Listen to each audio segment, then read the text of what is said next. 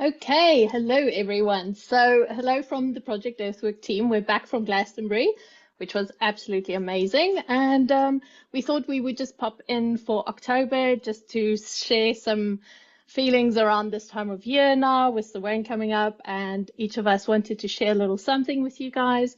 And then we're planning on coming back in November and doing a group meditation. So, I'm going to hand over to Karen first. Let's get going. Oh my God, the pressure. Hi, everyone.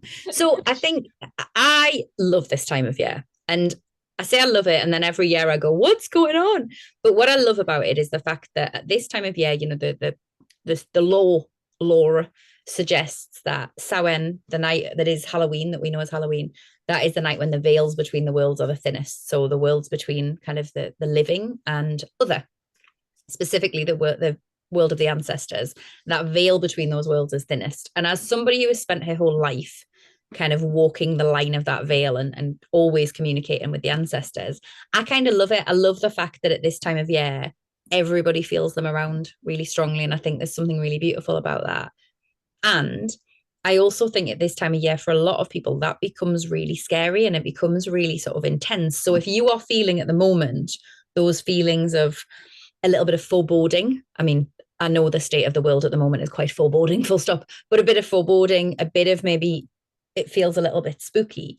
What I want to say to you is please just sit with that, sit with it and ask, is it actually scary? I've probably said on one of the calls before, a teacher that I've been working with this year talks a lot about the idea of magical terror, which is this sense that when we get close to something that we have not experienced before energetically, something that is almost more magical than we thought was possible for us, we get this sense of absolute fear, of absolute dread.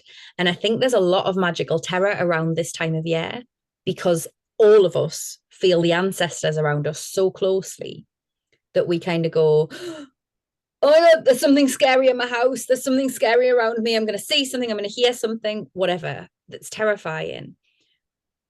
My big thing that I'm really passionate about right now is please, if you are feeling that, try not to panic. Please, if you are feeling that, breathe into it. Let yourself just tiptoe along with it. Because I think I have a sensation, here's where I'm going to become all prediction woman. I have a sensation that as we go through the next, I don't know, 5, 10, 20 years, that veil is going to become thinner and thinner more generally. We are going to be feeling those ancestors with us.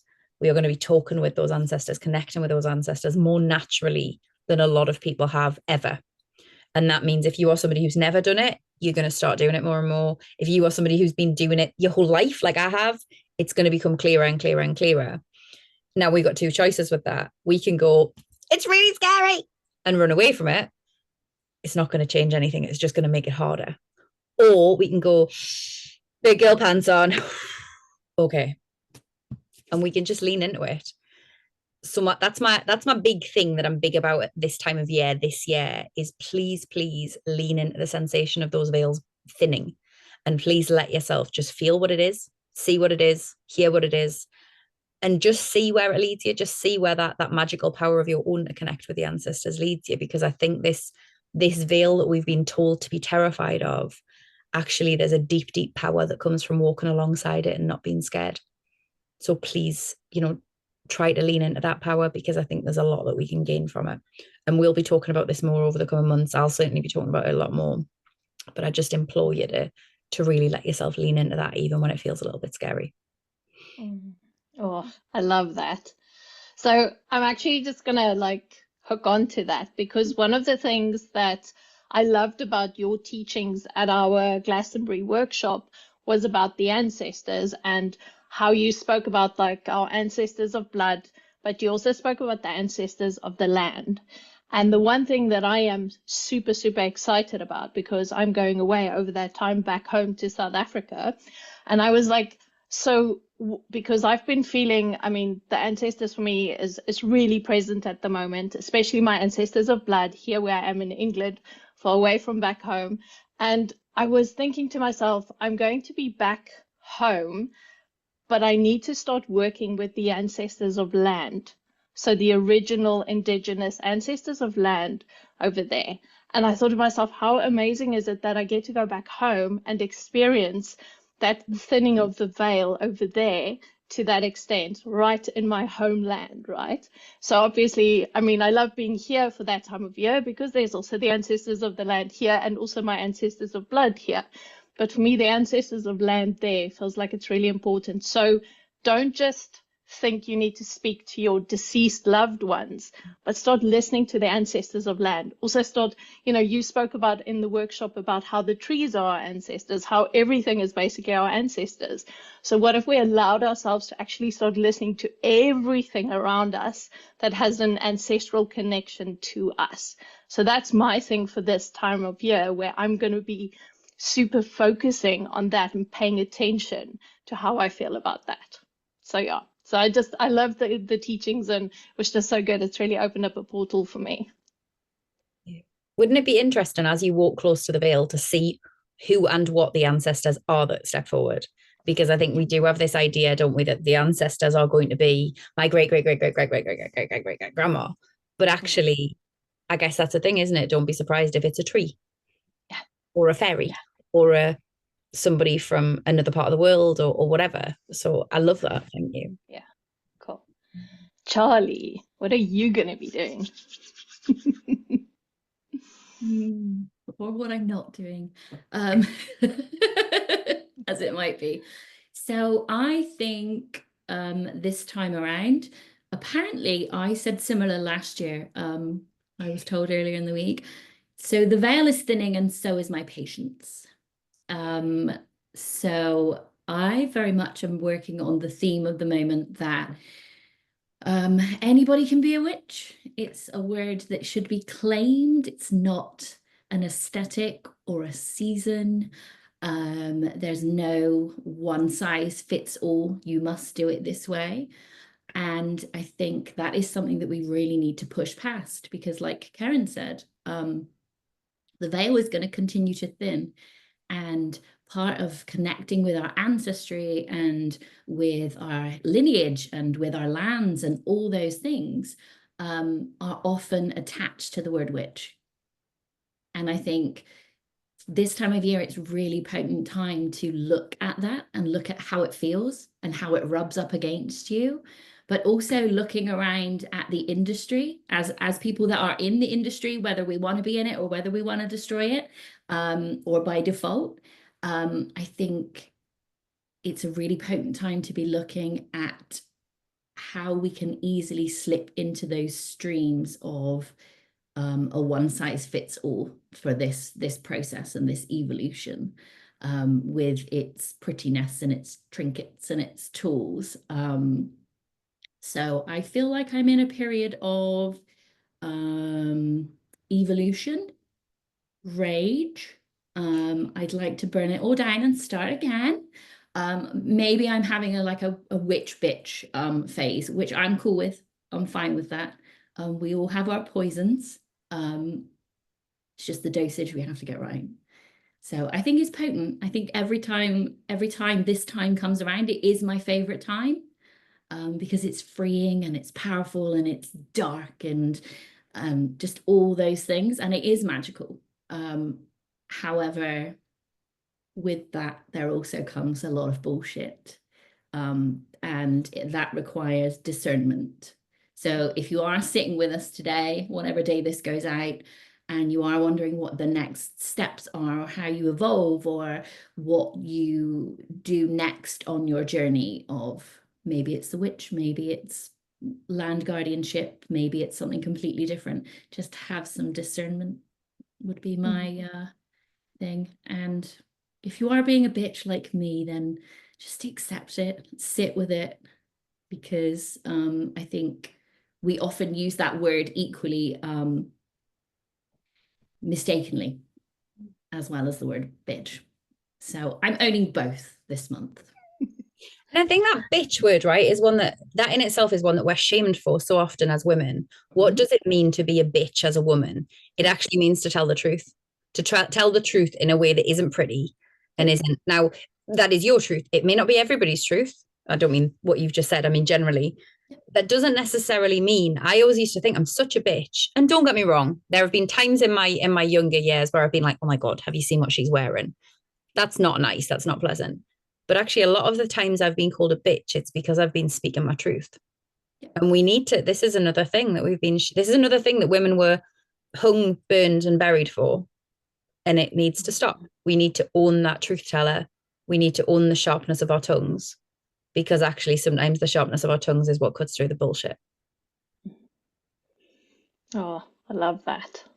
And I just want to also circle back to do you, okay? We're always harping on about this in our project, like each and every single one of us, we were speaking about it before. How we do which is completely different for every single one of us. So how you do you in the truest and most authentic way is all that this is. And Charlie keeps going on about like, you need to own your truth. You need to own who you are, right? And this is the whole thing. So take this time and you do you.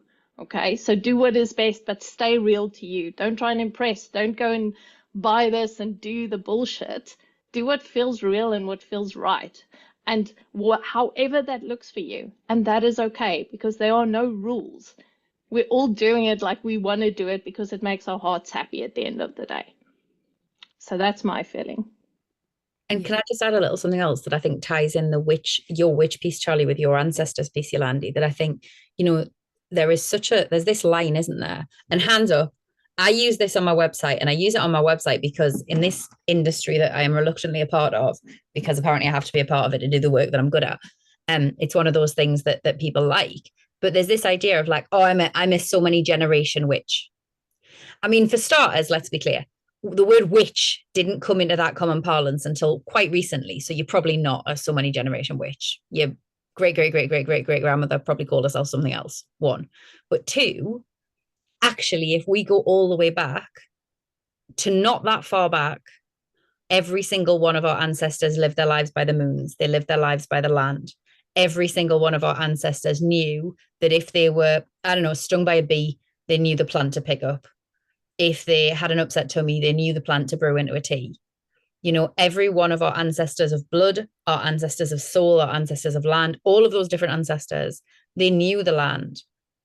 This isn't, if you are sitting there going, oh, I can't take that. I've heard somebody say they're a 5th generation witch and I can't take that line because I'm not. Bullshit. Because actually, if you step back just a few generations, not that far, and in some parts of the world, it's even less than it is in others, but not that far. If you step back a few generations, what you will find is that you have ancestors who were doing as a daily occurrence, and they didn't think they were particularly special or magical for it, although of course they were, because we all are. They were doing all the things that we talk about as being witches' business, because that was actual life. And we need to get out of this idea that it's only special bloodlines that had it. Bollocks. Yeah. It really bothers me to think like some bloodlines have remembered it, absolutely, and that's a really beautiful thing. But just because your bloodline hasn't doesn't mean that you're not a witch. Doesn't mean that you don't have ancestors that practice this stuff. It just means that knowledge is living within you in a different way, and that's okay. Then how exciting that you get to recover it in your own way. Beautiful. Yeah. Oh, I love that. I think we talk, or I personally talk a lot about finding your anchor point, like finding your anchor point of working with the land, finding your anchor point to work with an element, a way that you can kind of hook in. And for a lot of people at the moment, what it looks like around this time of year is something that's mystical or something that's aesthetic. And having discernment when finding that is my number one thing. But also it's asking yourself if this makes you feel whole, because it's not about something that looks magical. It's about how it feels. And if it's making you feel more whole, then it's the right step for you. And as Karen said, that's not necessarily connected to your lineage, or if we go far enough back, it will be connected to everybody's lineage. But finding that anchor point. So if you're looking at something at the moment and thinking, because it is that time of year where we start looking at new things and preparing ourselves.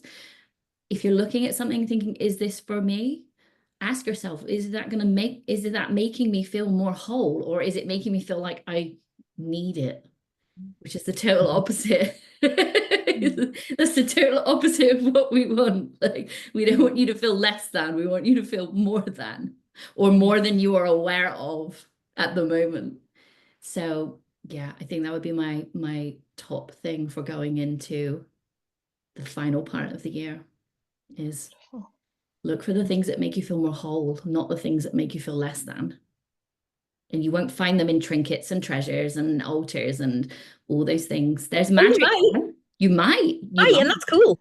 But if you can't afford them, if you're at that place where you're looking at things and you're thinking, I don't fit in because of my aesthetic or because of the things I have, then witches and powerful women were doing this work long before social media and long before anybody really had words for it, with a couple of sticks, a bit of mud, and a puddle. So long before Urban Outfitters said this is what you need to put on your witch altar, yes. and it'll cost you 200 quid. I always think it's years ago I taught a witchcraft course years and years ago, and I taught it alongside a friend. And I remember she came into the course and was like, so this is my ritual knife. And she had this beautiful ritual knife and it was gorgeous and she loved it.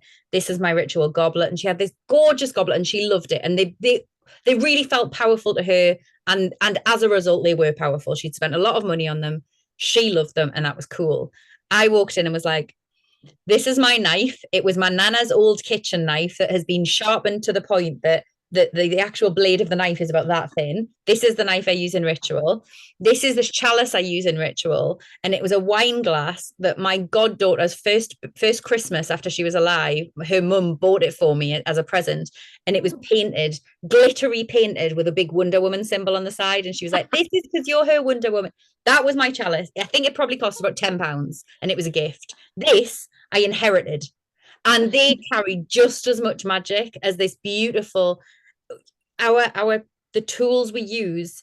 Like you say, a magic wand can be a £500 crystal wand that you've bought in the very expensive shop we went into in Glastonbury that we all went, oh, swoon, look at that wand. Or it can be a stick that you found when you were walking in the woods. It's no one of them is more or less powerful. No one of them makes you more or less powerful. No one of them makes your spells more or less powerful, your rituals or your intentions.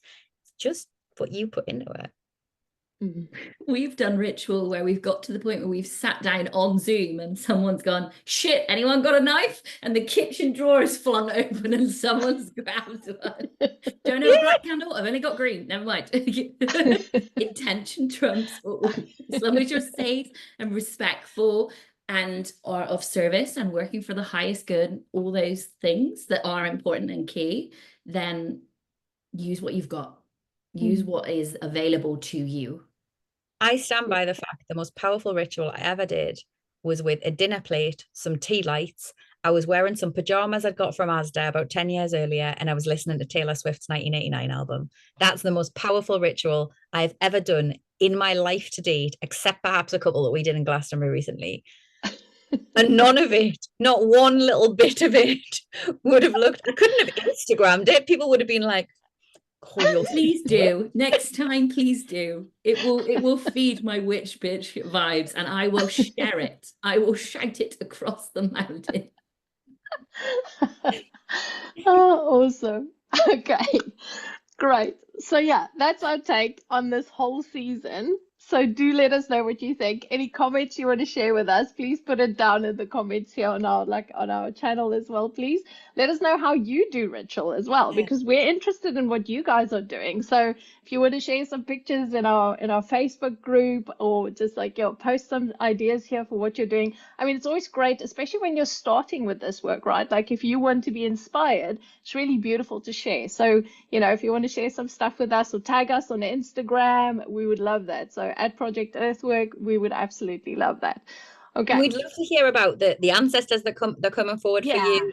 If you're finding yourself in that place where that veil is thinning more than ever before for yourself, tell us about it. We'd love to hear about it. We thrive on this stuff. Like, this is what we talk about all day, every day. We love it. So please, comment all of that stuff. And equally, if you think this would be a powerful share for somebody else in your life, please share it. Please, spread it far and wide, because that message of the most powerful thing you can be is yourself really is critical at this time and always. Yes. We carry that close to our heart in this project. So please, just tell everyone, just be that, do that. And we would so appreciate it. Okay, awesome. Anything else before we go? Awesome. Okay, Charlie's done. Fabulous. Okay, great. So we will be back the 12th of November. We will be doing a beautiful meditation for you guys to celebrate the 11/11 portal. So do come and join us. We'll be on YouTube live, so we'll post everything, but we'll send it out in the newsletters again and stuff. So yeah, so thank you so much for joining us today, and have a beautiful, beautiful week ahead.